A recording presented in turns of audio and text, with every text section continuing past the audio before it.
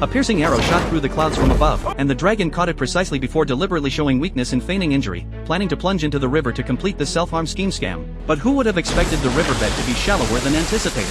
The dragon's massive body crashed onto the riverbed, sending up a splash as tall as 2 people. Jack on the shore was completely stunned. To successfully claim his reward, the dragon had no choice but to grit its teeth and lie at the bottom of the river, playing dead. But the enraged villagers weren't about to let it go. They grabbed their tools and charged over, ready to carve it up for dinner.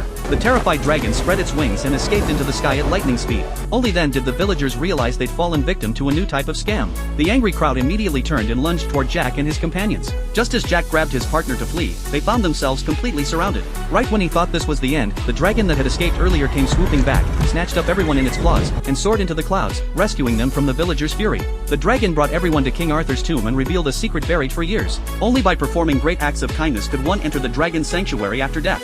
So it resolutely gave up half its heart to save the dying prince. It had hoped this act of kindness would reform the prince, but who would have thought that as he grew up, his immortal body would make him even more brutal. Seeing the prince's true nature, Jack was determined to overthrow his tyranny. He used his savings to recruit soldiers, forge weapons, and train villagers. The rebel forces quickly grew stronger, and action was imminent. On the day of action, the dragon charged into the castle first to cause destruction.